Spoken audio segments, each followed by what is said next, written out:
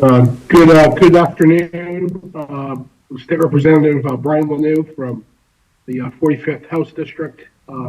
My apologies for doing this remotely.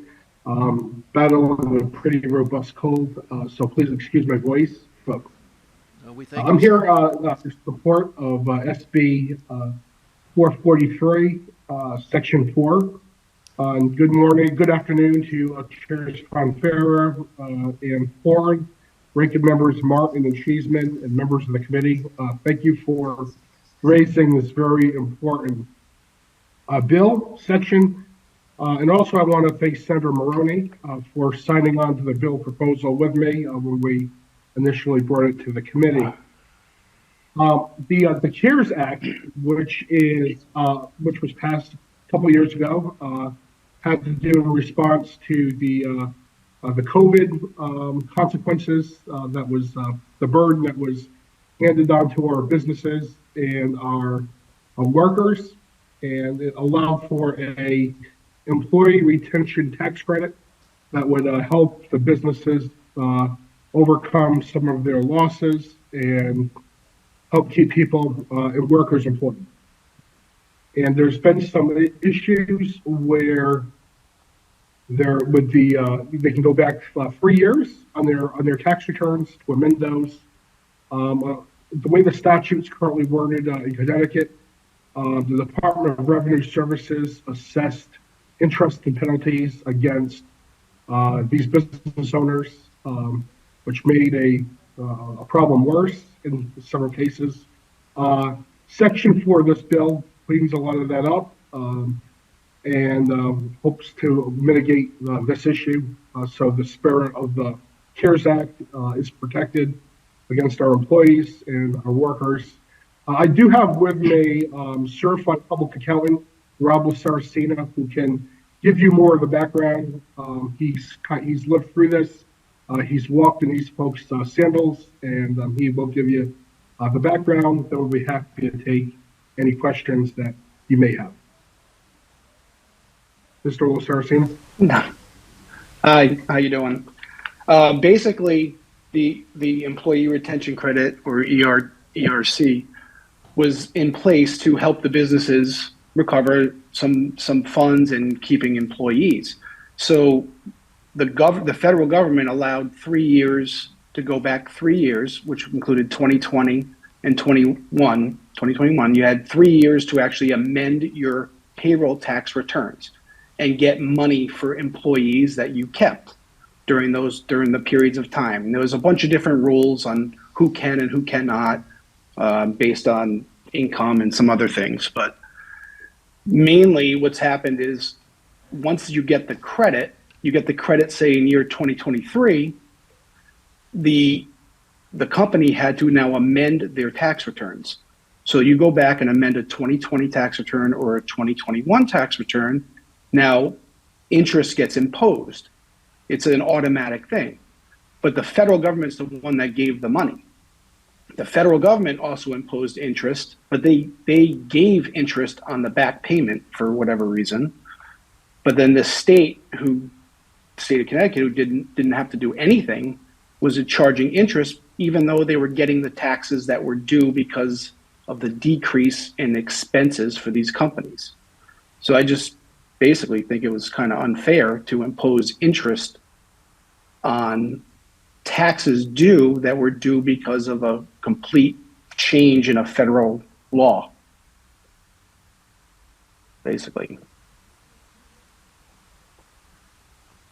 Is there any question on?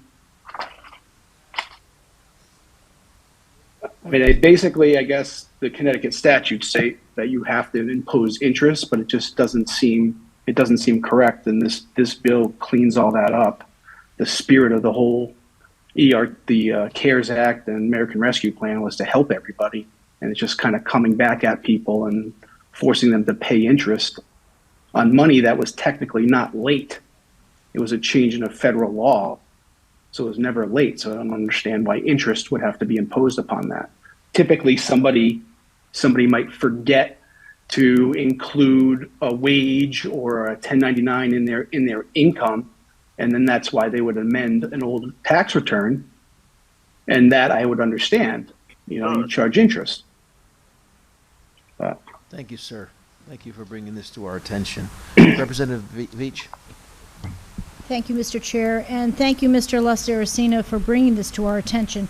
I have just a few questions, and if the representative is still there too. Why is this situation any different than any other person amending their tax returns? Can you answer that question for me? Thank you. Yeah, the main difference is typically you amend a tax return because you left something out or somebody forgot to include income, or people amend tax returns because they didn't include certain expenses, or even so they might actually get refunded, never mind owing money. But typically it's usually somebody that just kind of forgets. I forgot I worked for this company, and then I got a 1099 late or something like that. So this is just different because the federal government they changed a law based on some catastrophic event that happened, trying to help people. And it's just like an extra burden being thrown upon all these businesses. Okay, and can you tell me? Yeah, I would like to just add too, and thank you, Representative, for the question. And I'd just like to just add, even for the period of time that the federal government's allowing folks to back up their taxes, when this law was passed, they were allowing people to retroactively go back 3 years. So for a period of time that they can adjust their taxes, the law didn't even exist yet. Wasn't even in existence. So it just speaks to where this gets, what we're doing in Connecticut, where the statute's currently worded. It flies in the face of the whole spirit of the CARES Act. Okay, thank you. And I know that we have lots of people, but I do have two more quick questions, if I may. Do you think this Section 4 that is outlined in this bill will take care of the problem? And lastly, is Connecticut the only state that's doing this, or are there other states that are also trying to, charge interest, et cetera? Thank you. The first question, yes, I think this absolutely takes care of that. And the second question, I'm really not sure. Most of everything I do, business-wise especially, is in Connecticut, so I'm only aware of what they're doing. I mean, states like Florida that don't have income tax, Texas, these people don't have anything to worry about for the states. I mean, we're paying companies are paying the tax. So why impose interest? And in many cases, it's thousands of dollars. And then sometimes the government has actually paused the ERTC. It's still on pause, but people still can send in their amended returns up through this end of this July. So they might not get refunded monies till 2025. And that could be several years of interest being imposed. Okay, well, thank you both for coming and bringing this to our attention. We appreciate it. Have a good afternoon. Thank you, Mr. Chair. You too. Thank you, Representative Veach. Thank you, Representative Horn. Thank you, Mr. Chair. I just wanted to clarify something. Is your argument opposing the charging of interest full stop, or charging of this particular interest rate, which you find to be punitive? Are you asking me? Yes. I find it just for this particular case. I ask because, the charging of interest, sometimes we do charge interest that's intended to be a deterrent to get people to accelerate their payments. And I guess, I hear you that that's not appropriate in this case, but sometimes interest just represents the time value of money. In other words, there's a distinction between having money today and having money, a year from now. And I wonder whether, and I should know what the rate is here and whether it's an appropriate rate to reflect that. But I wondered if you had a comment about that. Well, I totally believe that imposing interest is a deterrent and is okay in most cases. This is not something that came about because somebody messed something up. We're given an opportunity. There's still people that are still gonna file these amended returns.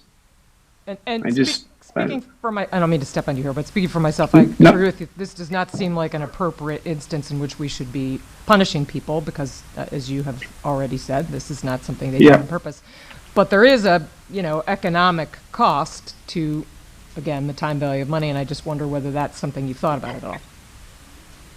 Not particularly in that case, no. My thought process is the money actually came from the federal government, not the state government, and the state's still getting the taxes due, which is fair. So for me, that should be good enough for the state is kind of what I'm thinking. The state's getting money because the federal government changed something. So you should be, yes, yippee, and not charge interest. Thank you, and thank you for being All here. right.